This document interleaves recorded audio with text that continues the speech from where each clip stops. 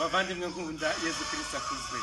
Icyumweru cyiza, murakaza neza nanone kuri gahunda Imana ikomeje kuduha kugira ngo dusangire kandi turyoherwe n'ijambo ryayo.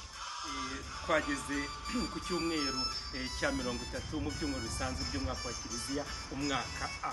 Kuko mubibona turagenda tugana ku musozo w'umwaka nyine wari turuje uyu mwaka A. Nk'uko bisanzwe rero tugerageze turebe mbere y'uko uyu mwaka urangira, turebe niba koko ubuzima bwacu tubuhuza, tugerageza kubuhuza n'ijambo ry'Imana twakira kandi tukarishyira mu bikorwa.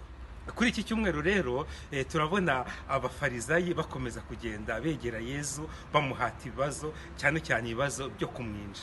Turabona igrupe y'abafarizayi yagiye kegera Yezu, ariko ntiyamubaza yose, ahubwo yafashe umwe muri bo, umuhanga inzobere mu by'amategeko, niko kubwira kubaza Yezu ikibazo gikomeye, ati itegeko riruta ayandi ni irihe? Yesu amusubiza atazuyaje ati itegeko riruta ayandi ni itegeko ry'urukundo. Uzakunde Nyagasani Imana yawe n'umutima wawe wose, na roho yawe yose, ndetse n'ubwenge bwawe bwose, kandi ngo irya kabiri birajya gusa, uzakunde mugenzi wawe nk'uko wikunda. Bavandimwe rero, urukundo niryo tegeko riruta ayandi, kandi urukundo nirwo ruduherekeza mu byo dukora byose. Urukundo kandi nirwo ruzaba igipimo cy'urubanza Yezu azaducira, ku buryo tuzaba twarabayeho ubuzima bwacu bwose. Ntabwo rero tugomba gukunda Imana n'umutwe gusa, ngo reka dufate ubwenge uba ari bwo rukunda Imana, cyangwa ngo dufate ngo roho yonyine. Roho ni igice kidapfa cy'umuntu, ngo nizakunda Imana, ariko umubiri n'ibindi bice biwugize bigiye kugambanira abandi. Ntabwo byaba ari byo. Uko tungana kose, umuntu wese uko yakabaye ahamagariwe gukunda Imana, kandi agakunda na mugenzi we uko yikunda nyine. None se nimba dukunda Imana, byanze bikunze urukundo dukunda Imana ruzagaragarira mu buryo dukunda bagenzi bacu, kandi uburyo dukundamo bagenzi bacu bugomba kugira igipimo cy'ijambo ry'Imana, kuko ntabwo amarangamutima ya muntu azagenda ngo abe igipimo cy'urukundo rwacu, ahubwo ivanjiri dusoma, ivanjiri twamamaza niyo izaba igipimo cy'urwo rukundo.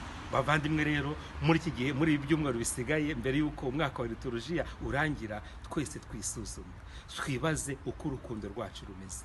Ni urukundo rwuzuye uburyarya? Ni urukundo rw'akarimi keza gusa?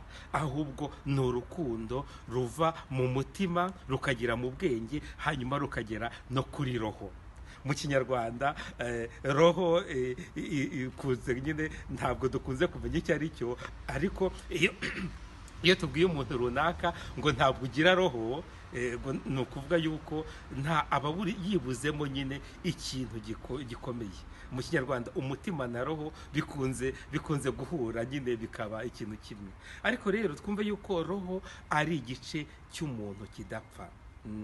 Uyu mubiri uzashanguka, ariko roho zacu zizasanga Imana. Ni nako hanyuma twambika wa mubiri wa Yezu Kristo wazutse. Natwe rero bavandimwe, ayo mizero akomeze adutera imbaraga, tugendane kandi tuyoborwe n'ijambo ry'Imana. Amashyara acike mu bantu, ukwikuza bicike mu bantu, ahubwo twese urwo rukundo rutume tugiraho Yezu umukunzi, kandi tugiraho Yezu inkingi twegamiye idufasha kandi idukomeza mu buzima bwacu. Nk'uko bisanzwe rero, mugende murebe ivanjiri uyu munsi muri za Bibiliya zanyu.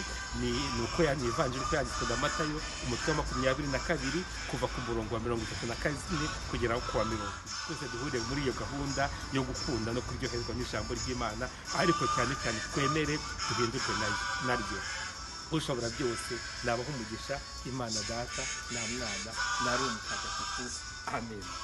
Mwese mugire icyumweru cyiza kandi muryoherwe n'ijambo ry'Imana.